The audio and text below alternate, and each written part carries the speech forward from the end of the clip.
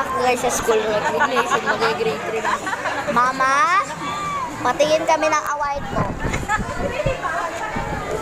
Shucks guys, kahit mga bata, mga graduate, mga mama ang may certificate. Siyempre kami nag-catch ng uniform niyo, kasama ng lapis. Ma, trabaho ka na ma, hindi ka school. Graduation ba yun? O yan din, mama ni Hera. Yan. Gigil ako. Gigil ako. Gigil ako. Nakalasya ko dati, yung gano'n. Ano ko, ito mag-gusto ko.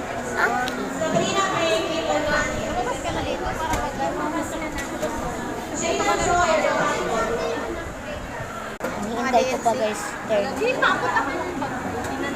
Certificate.